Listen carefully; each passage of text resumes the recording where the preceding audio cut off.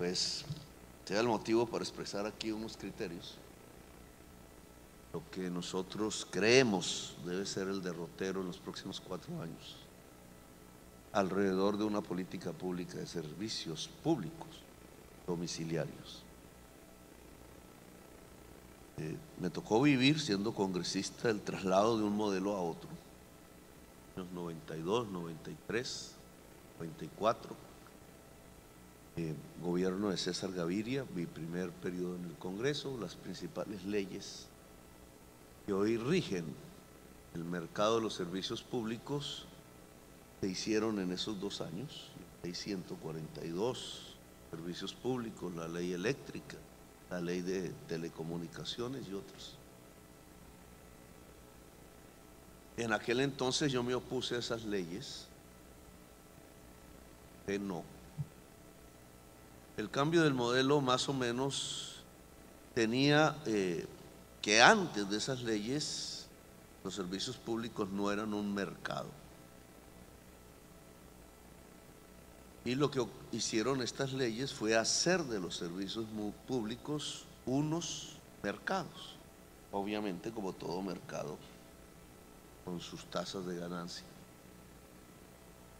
Antes, al ser básicamente la estructura del servicio público municipal, estatal en general, fue carcomido por el tipo de política que generaba la sociedad colombiana, profundamente clientelista en ese entonces, y llevó a muchas de las empresas públicas a la quiebra y algunos hechos de corrupción, como el Guavio, por ejemplo, se recuerda aún, que palidecerían como hechos de corrupción ante los presentes hechos de corrupción.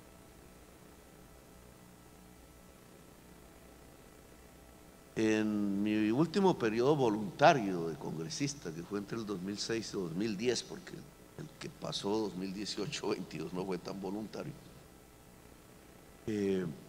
hablando con los ministros de Hacienda de ese entonces, gobierno de Uribe último, incluso algunos están ayudando en el gobierno hoy, algunos de esos funcionarios, ¿no?, de los ministros, él expresaba que era el tiempo, dado que las leyes se habían hecho en el 91, 92, 93, 94, que era el tiempo para el 2010 de hacer una evaluación de si el modelo implementado a partir de esas leyes, que es básicamente establecer mercados, que lleva al contrario de lo que había antes a operadores fundamentalmente privados, había funcionado en Colombia. Y los objetivos que se propusieron en las discusiones de esas leyes tenían los resultados que el debate parlamentario decía y el gobierno iban a tener. Nunca se hizo esa evaluación en ese periodo. Hoy estamos ya en el 22, 12 años después, más tiempo que podría indicarnos una evaluación ya no determinada por hechos coyunturales que podrían afectar el balance, sino estructurales. Podríamos plantearnos algunas estadísticas, no las traigo aquí en números para no aburrir, pero han salido algunas en los 2 días que han pasado, 3 días que han pasado. La mortalidad infantil por desnutrición bajado, una estadística mundial que permite comparar las eficacias de los sistemas públicos en uno y otro país.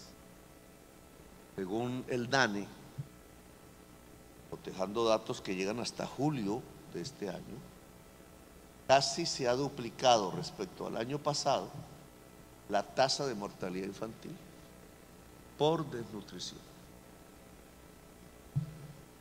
A mí me da vergüenza. Yo no aplaudiría, no me reiría de un balance de esos. ¿Qué ha pasado para que se duplique la tasa de mortalidad infantil? Nuestros niñitos y niñitas muriendo casi 200. Seguro aumentará más allá de 200 porque el año no ha terminado. Viene uno de los peores periodos históricos de inundaciones, no uno, el peor. La crisis, efectos de la crisis climática que aún conocer que existe. Y ese es un balance profundamente negativo, porque cuando uno ausculta que muere un niño por desnutrición, lugar quizás donde más, La Guajira, una década, no es por falta de comida, falta de agua potable. Mañana va todo el gabinete completo a reunirse en Guajira y a mirar el presupuesto nacional, etapa en que está en el territorio de La Guajira, mirar el presupuesto de todo el país, pero en La Guajira. Que hay un balance negativo que se mide en muertos. Alguien hablaba de buenos muertos, pues estos son los peores muertos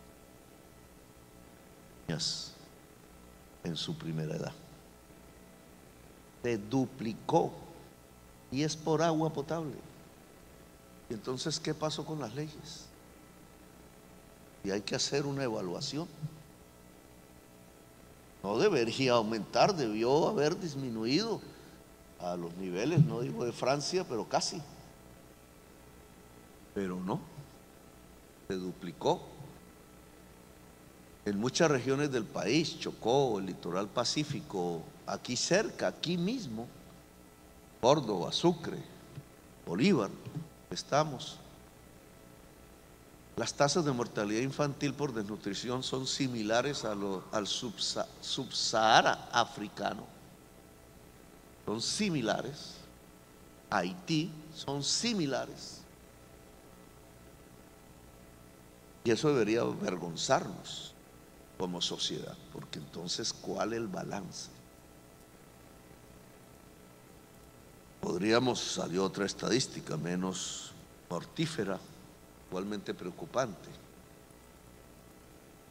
El precio de la energía eléctrica es uno de los determinadores de la inflación en Colombia, pues de alimentos. Alimentos que crecen en su precio porque decidimos, como una política pública, no tener soberanía alimentaria. Y creímos que la seguridad alimentaria, que es otro criterio diferente, estaba garantizada a partir de las importaciones de alimentos. Llegamos a tener, ya tenemos 13 millones de toneladas, 6 millones de ellas, la mitad en maíz, y resulta que el maíz se descubrió por parte de la humanidad, fue aquí, a 80 kilómetros de distancia, en Momil, Córdoba. Hoy importamos 6 millones de toneladas. Todas las circunstancias económicas que conocemos han coincidido en disparar los precios de la alimentación en el mundo, los fertilizantes, etcétera. Aquí se han triplicado. Como decidimos políticamente que no hubiera soberanía alimentaria, sino seguridad, hoy tenemos esa hambre. Y hace crecer las tasas de mortalidad infantil, y las tasas de mortalidad aumentan. Entonces la prensa dice casi 200 niños en el año. Claro, alguien despreocupado y un poco de ideas bajas podrá decir, pero eso no es mucho. Es un indicador reflejo de que entonces una enorme proporción de la niñez colombiana tiene hambre hoy, aún sobreviviendo. Es decir, se está comiendo su cerebro irremediablemente, irreversiblemente, su masa muscular, para poder estar vivo. Eso significa que las tasas de hambre de la sociedad en general han aumentado, y que estamos hablando de millones, de decenas de millones de personas con hambre, muchas de esas en esta ciudad, por ejemplo, estamos hablando. Pero en una situación así, entonces aparece el segundo gran gasto de cualquier hogar pobre, después de comprar la comida. Y entonces los servicios públicos se han disparado. No tanto, pero casi. Y si ponemos la tarifa de energía eléctrica del Caribe, más que los alimentos. El gran jalonador de la pobreza en el Caribe, las tarifas de energía eléctrica. 44, 49%, Santa Marta, 40% de incremento en un año. ¿Y por qué?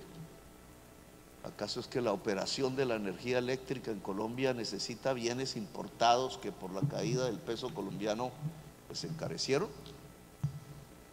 No, mayoritariamente usamos agua y unas turbinas que compramos hace tiempo.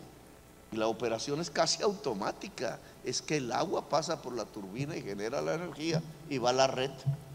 Y esa es la mayor parte de la generación de energía eléctrica de Colombia. Entonces, ¿por qué crece? Peor aún,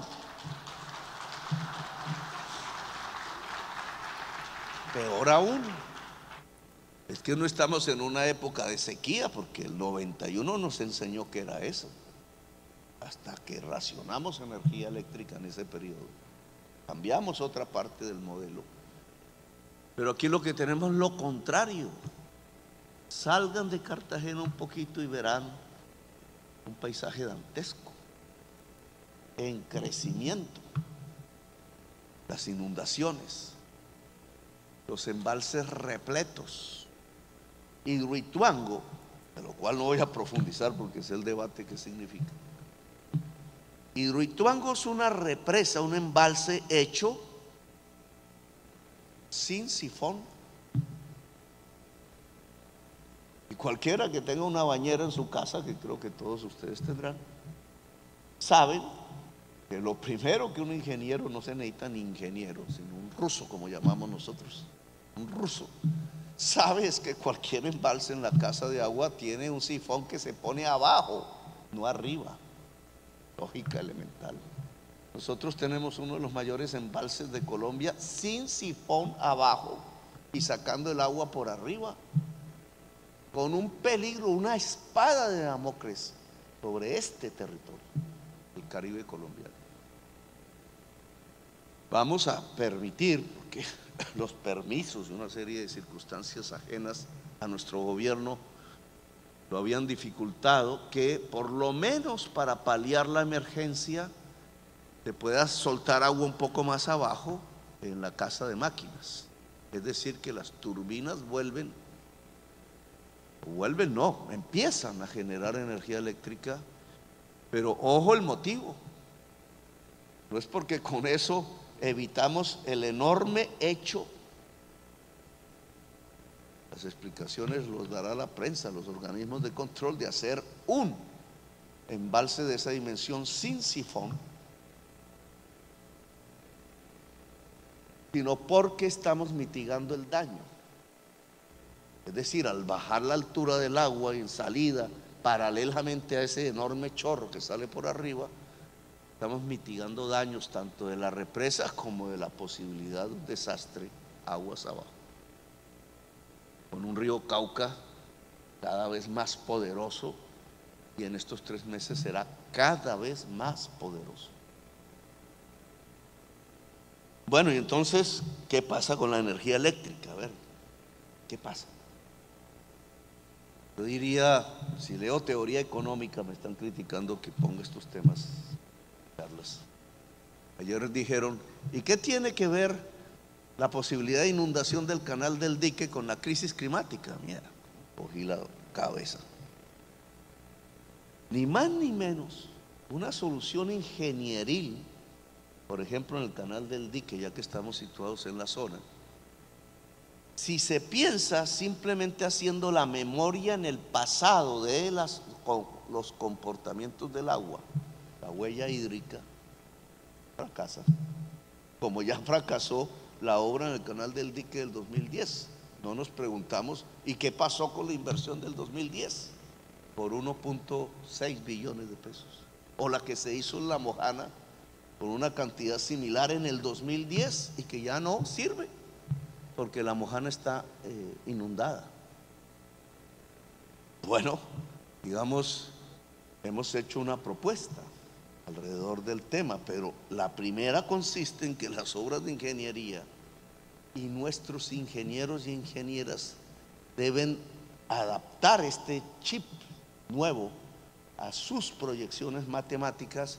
Es que no se puede hacer una obra de ingeniería pensada en la huella hídrica del pasado, porque precisamente la crisis climática lo que provoca es que los hechos por sobrevenir son cada vez peores que la huella histórica.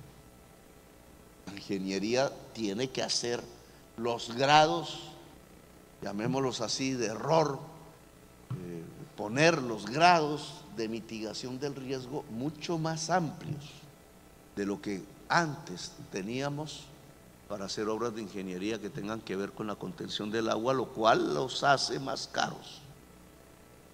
Pero vuelvo al tema: ¿por qué si están los embalses llenos, la energía eléctrica es de las más caras de América y hoy es el gran jalonador de la inflación en Colombia? Teoría económica: una empresa en competencia, y esa era la idea de las leyes de los años 90, ve, observa y experimenta que los precios relativos a los cuales vende sus mercancías cada vez son menores, porque eso es lo que se llama la productividad. En el capitalismo, si no se aumenta la productividad, se desaparece como empresa. Y el incremento de productividad lo que trae es una reducción cada vez más amplia de los precios. Es por eso que cuando yo era un niño, mi familia no podía comprar un televisor, tenía que ver en blanco y negro el de mi tía. Y hoy cualquiera tiene un televisor en pantallotas alta definición, en colores. ¿Por qué? Porque esos precios han caído relativamente por el incremento de productividad en esa rama productiva, y así con todo. Por eso las sociedades se llamaron a sí mismas sociedades de la abundancia. Por eso entrar a un supermercado para un ciudadano promedio en Estados Unidos, europeo, eso es muy interesante, porque ellos pueden comprar lo que quieran con los ingresos de un trabajador, porque en Colombia no. O sea, porque tenemos que ver entonces un sector eléctrico que no está disminuyendo sus precios relativos, sino está aumentando. Eso significa ineficiencia. Eso significa que si el mercado actuara libremente, muchos operadores deberían salir del mercado. Eso significa que las leyes que se aprobaron en 91 o 94 no han cumplido su objetivo. No tenemos incremento de cobertura suficientes de agua potable y nuestra energía eléctrica no disminuye en su costo relativo. Y si habláramos de conectividad, ni hablemos. América Latina tiene un promedio de conectividad, no vista por números de celulares, que esa es una manera de estafar a la gente en la información. Celular, si no hay red, le sirve para tres cosas. Eso no es el medidor de la conectividad. El medidor de la conectividad es los hogares que pueden tener acceso en su hogar a la banda ancha. Promedio latinoamericano de los más bajos del mundo, promedio colombiano de los más bajos de América Latina. ¿Qué estamos? Se supone que es en el terreno de la conectividad donde competimos en el mundo. Si nuestros costos de energía eléctrica son altísimos comparativamente y nuestros costos de conectividad son más altos porque no hay en la mayor parte del país, ¿cuál es la competencia que podemos establecer económicamente? La capacidad productiva del país se está estrangulando a partir de estos hechos. No son los únicos. Se está estrangulando la capacidad productiva del país. Porque un país se desarrolla es si la energía eléctrica es barata. Aquí veo a mi amigo alemán. Pues Alemania prosperó porque su energía era muy barata. Ahora su gran problema es precisamente que por su dependencia en gas con Rusia se está destruyendo el modelo económico alemán porque se dispara el costo de la energía eléctrica. Pues los países lo que buscan es reducir los costos de la energía eléctrica. Y no hablo del aseo porque me sacaron de la alcaldía de Bogotá por reformar el sistema de aseo. No voy a traer eso.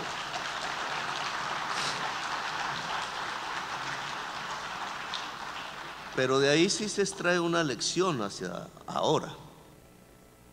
Es que nosotros metimos 14,000 operadores de aseo, los antiguos recicladores humildes de la ciudad. Ese fue el pecado. Claro, eran 4. La ley, decían, la ley de servicios públicos determina que son las áreas exclusivas de concesión, y la ley nunca decía por ningún lado que los recicladores pudieran por miles ser operadores de servicios públicos domiciliarios, porque el aseo es domiciliario. Quién sabe si están aquí. Pero entrar 14,000 determinó que la tarifa del aseo se cayó, a pesar de que nos tocaba remunerarlos de la tarifa. Pero en lugar de aumentar la tarifa, que era lo que esperábamos, se redujo sustancialmente. ¿Por qué? Porque los 14,000 entraron a competir por la recolección de residuos, en este caso reciclables, con las 4 empresas exclusivas que terminaron saboteando el modelo.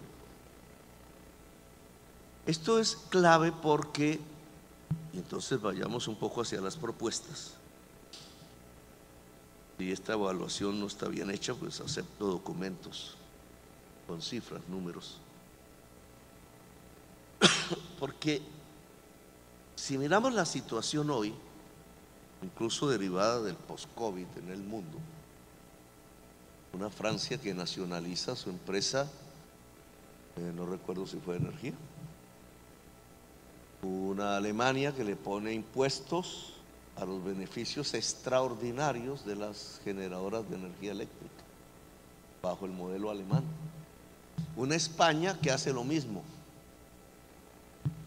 porque miran que a partir de los hechos del COVID, de la guerra, etcétera, se generó una especulación alrededor de la energía eléctrica que disparó sus tarifas, y entonces la medida pública tomada es impuesto a las ganancias extraordinarias de los generadores de energía eléctrica en Francia, en Alemania, en España, y en Francia incluso la nacionalización de una empresa.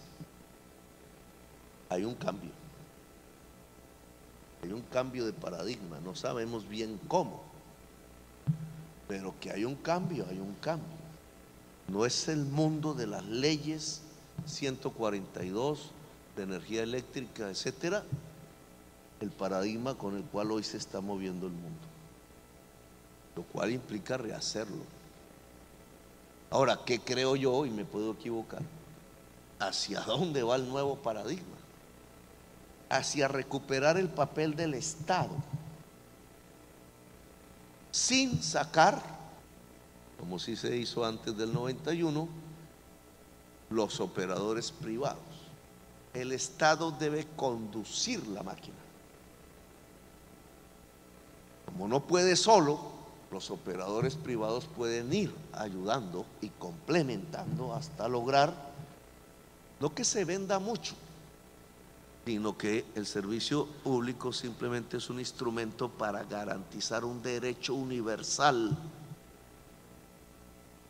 Estamos en un terreno que no es el del mercado, El mercado no se propone eso. El mercado de camisas se propone vender camisas al que pueda comprarlo, punto.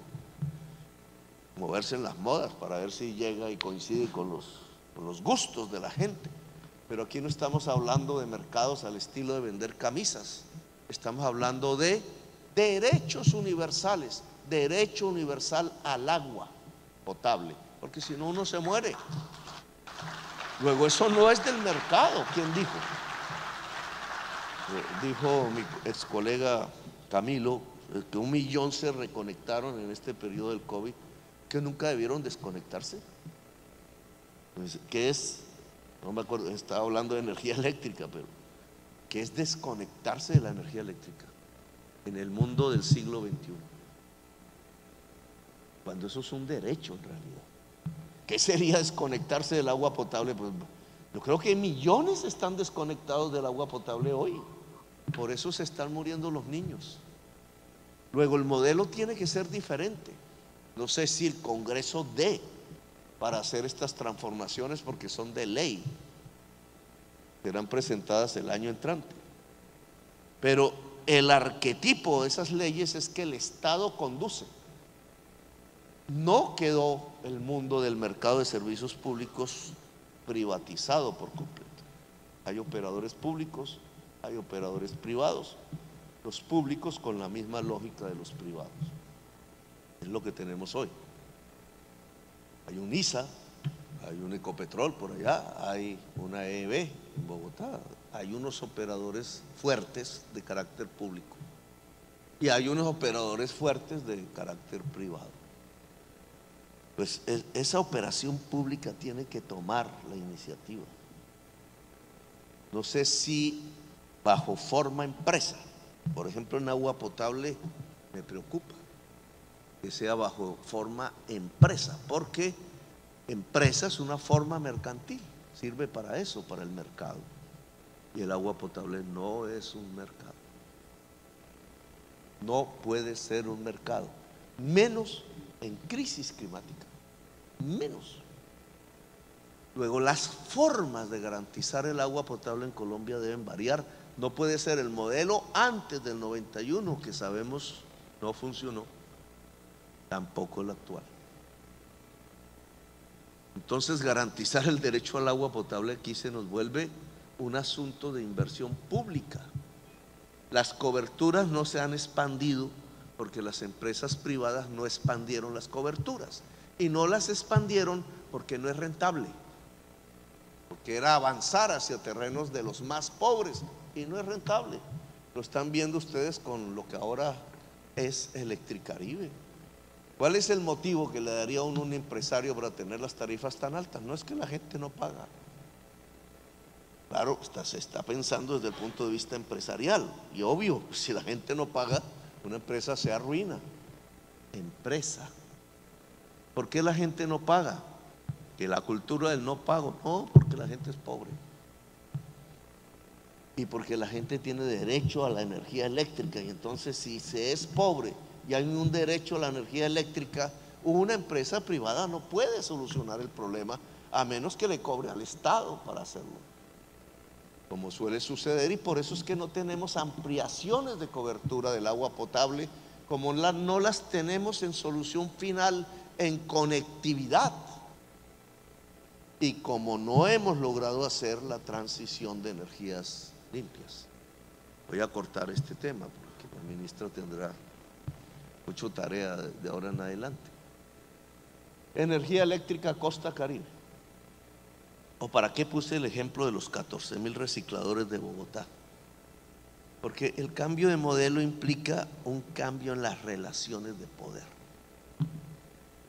Los recicladores no eran el Estado, nosotros no estatizamos el servicio de aseo, tampoco eran los privados de las concesiones, eran los recicladores, que igual son privados, pero los medios de comunicación nunca le asignan el nombre de privado, porque el paradigma es que privado es el que es rico y el privado pobre entonces no es privado.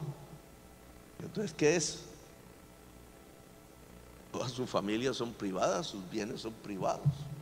Esos 14,000 recicladores indicaron un cambio de relaciones de poder dentro del mercado del aseo en la ciudad de Bogotá.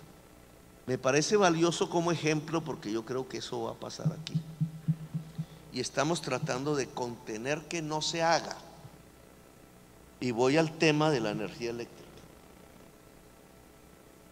Hoy sabemos que la energía eléctrica se genera y debe generarse por energías limpias, que tenemos que reemplazar todas las termos, más la proyección de crecimiento hacia adelante, por energías limpias. El agua es parte de esas energías limpias, no tanto, pero cuestionable, pero hace parte, por lo menos es renovable,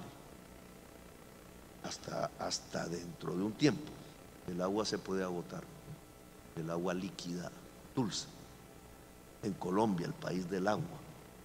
Pero el tema es la energía eléctrica y el sol. ¿Qué pasa si este centro comercial decide usar todo su techo en paneles solares? Se enfrenta a varios problemas, ¿cierto? Uno es tenerlos. ¿Dónde se venden? Hay disponibles en el mercado, no se hacen en Colombia o muy pocos. ¿Qué se hace con los paneles? Bueno, instalarlos, facturar, digamos, hacer el cálculo de reducción de la factura. Uy, se cayó la factura, ya no pagamos tanto. ¿A quién? Aquí es Afinia, ¿cierto? A menos Afinia. Ahora, ¿qué pasa si genera más por la magnitud de su techo que lo que consume?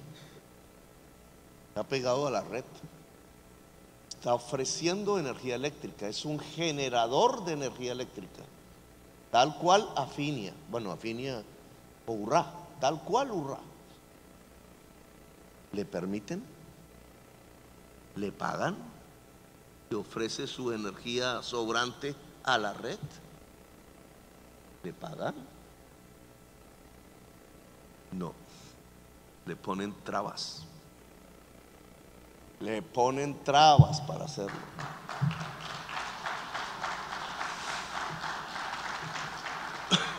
¿Y qué pasa si no es este centro comercial que tiene su poder económico, etcétera, relativo? ¿Y qué pasa si es una comunidad guayú? ¿Y qué pasa si descubre la comunidad guayú que su desierto no es el origen de la pobreza, sino que puede sacarle en términos capitalistas, una rentabilidad por metro cuadrado dado la radiación solar que cae, la más alta de Colombia y una de las más altas del mundo?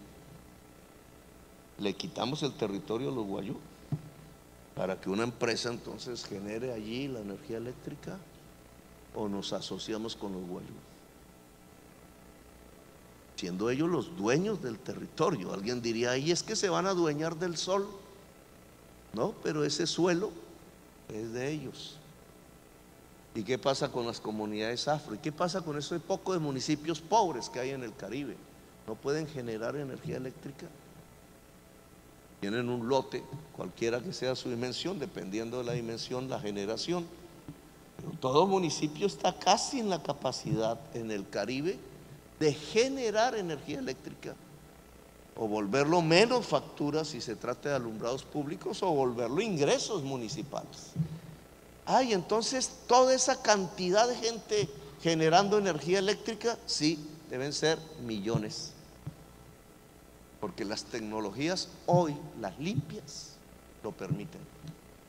La ministra de Vivienda debe indicar que no debe hacerse más vivienda nueva sin paneles solares. Y hay que cambiar la regulación que impide que un ciudadano del común realmente pueda incluso vender energía, si sus condiciones se lo permiten, limpia. Y entonces esto significa que se arruina el mercado de la energía eléctrica. No, esto significa que se reduce el precio relativo de la energía eléctrica. Es decir, que aumentamos productividad simplemente por un hecho que el capitalismo salvaje ya se lo había inventado, porque metemos millones de oferentes y no un oligopolio. Y si metemos millones de oferentes a millones de demandantes, Eso era lo que los economistas neoliberales pensaban que era el paraíso.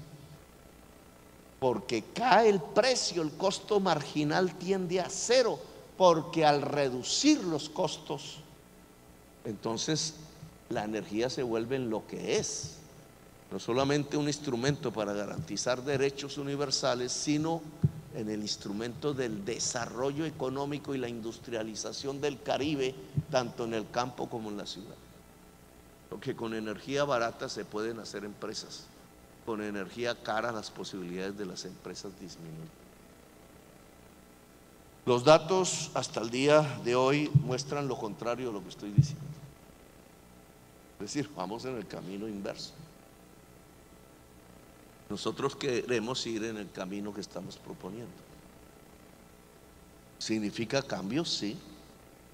¿Significa pensar en términos de disminución de tarifas? Sí, sostenibles. ¿Significa cambios de tecnologías? Sí. ¿Significa, como todo cambio tecnológico, obliga cambio de las relaciones humanas que se establecen alrededor del proceso? Sí. Cambian las relaciones sociales alrededor del agua potable, alrededor de la energía eléctrica. Así es en el mundo, así lo buscan los norteamericanos. No he hablado de la red, que sería la gran seguridad, la gran red americana de energía eléctrica con fuentes limpias. Otro día hablaremos del tema. Es la forma de asegurar la energía en cualquier parte, la seguridad energética, no solamente la soberanía energética. Este camino hay que tomarlo y hay que tomar decisiones. Hemos invitado, en el caso de la energía eléctrica, a un diálogo alrededor de las cifras DANE. Creo que no son cuestionables, para de común acuerdo coger el camino. He invitado al Congreso a que entre a decidir para el año entrante sobre estos temas. La comisión reguladora, etcétera, y las superintendencias deben estar independientes del interés privado, porque son los intereses generales y públicos. Si no, no tenemos Estado para abordar los problemas del servicio público. Se va a vigilar, claro. Vamos a saber qué inversiones se hicieron en Afinia y en Aires, o si las estamos cobrando por adelantado, porque el Estado hizo unas. ¿Cómo recuperó el Estado esas inversiones? Ahora, supongamos que no las va a recuperar a fondo perdido, unas inversiones en una empresa privada a fondo perdido. Supongamos que no los va a recuperar, entonces ¿qué va a financiar el aumento de las tarifas si ya el Estado había hecho una inversión billonaria? ¿Qué están pagando los usuarios? La inversión futura, es decir, es un ahorro para invertir dentro de las empresas, pero si los usuarios hacen la inversión, ¿no deberían ser propietarios, por ejemplo? ¿Cómo es el modelo de negocio? Entonces necesitamos ese examen que la superintendencia bancaria no, de servicios públicos, debe realizar sobre este problema concreto. Y en general garantizar que esa superintendencia sea superintendencia pública y cuide el interés general en Colombia. Y garantizar que las comisiones reguladoras son para regular los mercados en función del derecho universal, no para firmar los procesos de especulación financiera, como hasta ahora han realizado. Tenemos un artículo de una ley hecha por Duque, su plan de desarrollo. Él la pensó para él, obviamente para él no, sino para su gobierno. Nos permite asumir las funciones de la CREC. Ese artículo lo vamos a usar. Tenemos primero un espacio de diálogo, pero Duque nos habilitó, y el Congreso de la República, para asumir las funciones de la CREC. Y esas funciones deben mostrar la adecuación de un nuevo modelo que obviamente hay que evaluar permanentemente, en donde lo público y lo privado se puedan aliar, sabiendo que el servicio público solo es un instrumento para garantizar un derecho universal y por tanto no funciona exactamente como un mercado. Tampoco vamos a estatizar los servicios públicos. Vamos a entrar un nuevo componente, tanto en conectividad como en energía eléctrica, como en agua potable. Ese nuevo componente se llama comunidad. En el programa de gobierno hablamos de las comunidades energéticas. Yo creo que nadie le puso mucho cuidado, que seguramente eran asociaciones para tomar vitaminas. Las comunidades energéticas son las generadoras de la energía eléctrica, a las cuales hay que darles cabida en todo el territorio nacional para hacer el tránsito hacia las energías limpias. Bueno, gracias, muy amables por haberme escuchado. Estaremos dialogando permanentemente.